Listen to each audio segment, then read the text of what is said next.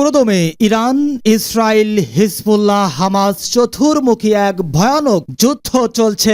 জানিয়ে দেব আন্তর্জাতিক গণমাধ্যম থেকে পাওয়া সর্বশেষ গুরুত্বপূর্ণ আপডেট সংবাদ। নেতানিয়াহু ও গ্যালান্টকে গ্রেপ্তারের উপর জোর দিলেন করিম খান।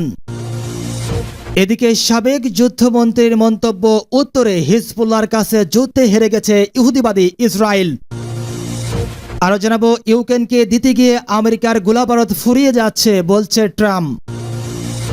এরপর জানাবো, সোশ্যাল মিডিয়ায় ট্রাম্পকে খুনের হুমকি, গ্রেপ্তার মার্কিন বৃদ্ধ। এবং সর্বশেষ জানিয়ে দেব, ইসরায়েলি গণহত্যামূলক আগ্রাসনে বাস্তুচ্যুত 90% গাজার বাসিন্দা। এতক্ষণ শুনছিলেন গুরুত্বপূর্ণ সংবাদ শিরোনাম, এবারে জানাবো বিস্তারিত। নেতানিয়াহু ও গ্যালান্টকে গ্রেপ্তারের উপর জোর দিলেন করিম খান।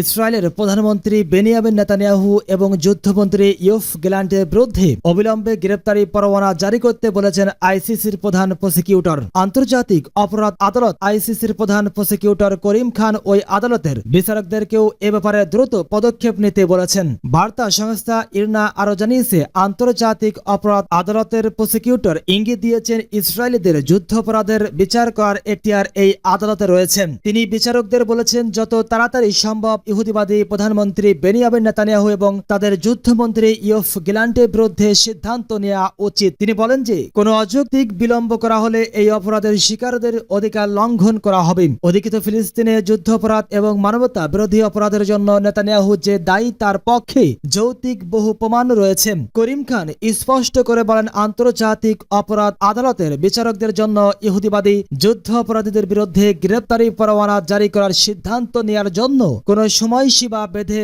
দেওয়া নেই। ইচ্ছাকৃতভাবে ফিলিস্তিনি বেসামরিক নাগরিকদের টার্গেট করা সহ বিভিন্ন অভিযোগে ইহুদিবাদী সরকারের ঊর্ধ্বতন কর্মকর্তাদের গ্রেপ্তারের দাবি করেছেন করিম খান। যদিও গত মাসে নেতানিয়াহু আন্তর্জাতিক অপরাধ আদালতে ইসরায়েলের অপরাধের তদন্তের প্রতিক্রিয়ায় এসব পদক্ষেপকে ইতিহাসের অপমান বলে অবহিত করেছিলেন। অপরদিকে নেদারল্যান্ডসের এক শহরে অবস্থিত International Court of Justice ICJ ভোটাভুটির ফলাফল অনুযায়ী রাফা ক্রসিং এ ইহুদিবাদী ইসরায়েলের সামরিক অভিযান অবিলম্বে বন্ধের আদেশ জারি করেন। মানবিক সাহায্য প্রবেশের পথ উন্মুক্ত করতে ওই ক্রসিংটি পুনরায় চালু করার আহ্বান জানান। সাবেক যুদ্ধমন্ত্রীর মন্তব্য, উত্তরে হিজবুল্লাহর কাছে যুদ্ধে হেরে গেছে ইহুদিবাদী ইসরায়েল। ইহুদিবাদী ইসরায়েলের সাবেক যুদ্ধমন্ত্রী এভিগডর লিবারম্যান বলেছেন, ইসরায়েলের উত্তরের যুদ্ধে লেবাননের ইসলামী প্রতিরোধ আন্দোলন হিজবুল্লাহর কাছে হেরে গেছে। সামাজিক মাধ্যম এক্স পেজে দেয়া এক পোস্টে তিনি লিখেছেন, উত্তর ইসরায়েলে বসতি স্থাপনকারীদের উপর গত সপ্তাহে শত শত রকেট এবং ড্রোন হামলা হিজবুল্লাহর হুমকি মোকাবেলায় ক্ষমতাসীন মন্ত্রিসভার অক্ষমতার প্রমাণ। তিনি বলেন, ইসরায়েলি সামরিক বাহিনী প্রধানত বিমান বাহিনীর কার্যক্রম হিজবুল্লাহর হামলা থামাতে পারেনি। উত্তরের বাসিন্দাদেরকে প্রতিদিন বোমা আশ্রয় কেন্দ্রের কাছাকাছি থাকার জন্য নির্দেশ দেওয়া হয়। লিবারম্যান বলেন, চলমান সংঘাতের ফলে উত্তর থেকে বাস্তুচ্যুত হওয়া হাজার হাজার ইসরায়েলি বসতি স্থাপনকারী জানে না এবছর স্কুল চালু হবে কিনা। এছাড়া ওই অঞ্চল থেকে অনেক কারখানা ও কর্মশালা অন্য এলাকায় সরিয়ে নেওয়া হয়েছে। বর্তমানে ইসরায়েলি প্রশাসনের জন্য উত্তরাঞ্চলের চ্যালেঞ্জগুলো কঠিন, ফলে তাদের ক্ষমতায় থাকার কোনো অধিকার নেই। এদিকে ইসরায়েলের চ্যানেল 12 পরিচালিত সাম্প্রতিক এক জনমত জরিপে দেখা যায়, 75% বসতি স্থাপনকারী বিশ্বাস করে যে ইসরায়েলের উত্তরে যুদ্ধ পরিচালনা ছিল খুবই দুর্বল। বিরক্ত ট্রাম্প, ইউক্রেনকে দিতে গিয়ে আমেরিকার গোলাবারুদ ফুরিয়ে যাচ্ছে।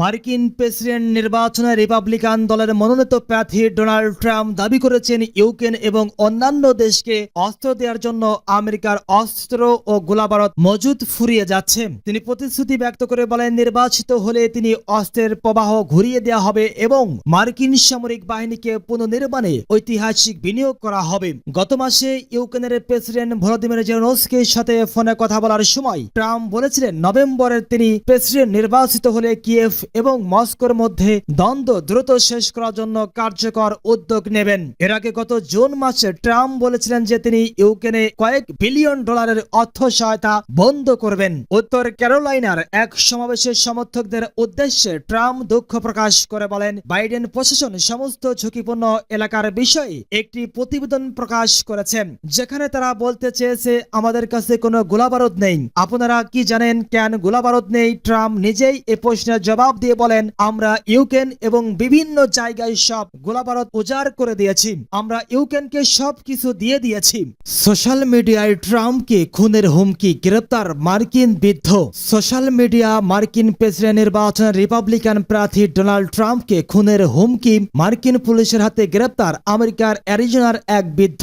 গত জুলাই মাসে নির্বাচনী সভায় প্রাণঘাতী হামলা হয় ট্রাম্পের উপর। অল্পের জন্য প্রাণ রক্ষা হয় সাবেক মার্কিন প্রেসিডেন্টের। রয়টার্স সূত্রে খবর, অ্যারিজোনার কোসিস কাউন্টিতে প্রচার করতে বের হন ট্রাম্প। পাশাপাশি আমেরিকা মেক্সিকো সীমান্ত ঘুরে দেখেন তিনি। সে সময় সোশ্যাল মিডিয়ায় ছড়িয়ে পড়ে ট্রাম্পকে প্রাণে মেরে ফেলার হুমকি। এই কাণ্ড ঘটিয়েছেন রোনাল্ড ডি সিভরট নামে 66 বছরের এক বৃদ্ধ। তিনি অ্যারিজোনার বাসিন্দা। বিষয়টি জানতে পেরেই সিভরটকে গ্রেপ্তার করে মার্কিন পুলিশ। কোর্টে তোলা পর্যন্ত এখন তিনি হেফাজতেই থাকবেন। এই বিষয়টি নিয়ে মুখ খুলেছেন ট্রাম্পও। তিনি জানিয়েছেন, আমি এতে অবাক হই নাই, কারণ আমি এমন কিছু করতে চাই যা খারাপ লোকদের জন্য খুবই খারাপ হবে। আগামী 5 নভেম্বর আমেরিকায় প্রেসিডেন্ট নির্বাচন। এর আগে আগস্ট মাসে ডেমোক্র্যাট প্রার্থী তথা মার্কিন ভাইস প্রেসিডেন্ট কমলা হ্যারিসকে প্রাণনাশের হুমকি দেয় ভার্জিনিয়া থেকে এক ব্যক্তিকে গ্রেপ্তার করা হয়। উল্লেখ্য, গত জুলাই মাসে পেনসিলভানিয়া বাটলারে নির্বাচনী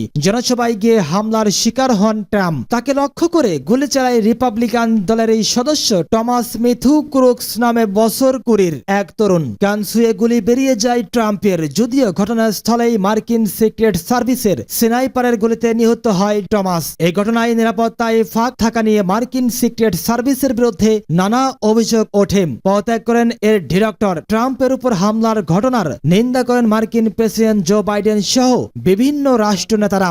ইসরায়েলি গণহত্যামূলক আগ্রাসনে বাস্তুচ্যুত 90% গাজার বাসিন্দা। ইসরায়েলি বাহিনী এই মাসে আগস্ট 2.5 লাখ বাস্তুচ্যুত ফিলিস্তিনিকে আবার সরে যেতে বলেছেন। এই তথ্য জানিয়েছে জাতিসংঘের স্থানীয় মানবিক বিষয়ক সমন্বয় কার্যালয়। ফিলিস্তিনি অঞ্চলের মানবিক সমন্বয়কারী মোহান্নাদ আদি বলেছেন, শুধু আগস্ট মাসেই ইসরায়েলি বাহিনী 12 বার এলাকা ফাঁকা করার আদেশ জারি করেছে। গড়ে প্রতিদিন 2 দিনে একবার 2.5 লাখের মতো মানুষকে ফের সরে যেতে বাধ্য করেছে। উল্লেখ করা হয়েছে, সংঘাতের মধ্যে ইসরায়েলি বাহিনীর জারি করা গণ উচ্ছেদের আদেশ 2023 সালের অক্টোবর থেকে গাজার 90% বাসিন্দাকে বাস্তুচ্যুত করেছে। প্রায়শই একাধিকবার তাদের ক্ষতির সম্মুখীন করেছে এবং তাদের বেঁচে থাকার প্রয়োজনীয় জিনিস থেকে বঞ্চিত করেছে। বলা হয়েছে, দেইর আল বালা এবং খান ইউনিসের 4টি এলাকা থেকে কয়েক হাজার বেসামরিক লোকের সাম্প্রতিক বাস্তুচ্যুত হওয়ার কথা উল্লেখ করা হয়েছে। যদি বেসামরিক লোকদের সুরক্ষার জন্য উচ্ছেদ আদেশের উদ্দেশ্য হয়, বাস্তবতা হলো তারা ঠিক বিপরীত দিকে নিয়ে যাচ্ছে। সরিয়ে নেওয়ার আদেশগুলো হলো পরিবারগুলিকে আবার পালিয়ে যেতে বাধ্য করা, প্রায় আগুনের নিচে এবং কিছু জিনিসপত্র যা তারা তাদের সাথে নিয়ে যেতে পারে। একটি ক্রমাগত সংকুচিত হয়ে যাওয়া অঞ্চলে যা ভিড় দূষিত, সীমিত পরিষেবা সহ এবং গাজার বাকি অংশের মতো অনিরাপদ। বেসামরিক নাগরিকরা ক্লান্ত এবং আতঙ্কিত এক ধ্বংসপ্রাপ্ত জায়গা থেকে অন্য জায়গায় দৌড়াচ্ছেন তারা, যার কোনো শেষ নেই। এটি চলতে পারে না। হাদি আরো বলেন, আন্তর্জাতিক মানবাধিকার আইনকে সম্মান করে চলা উচিত।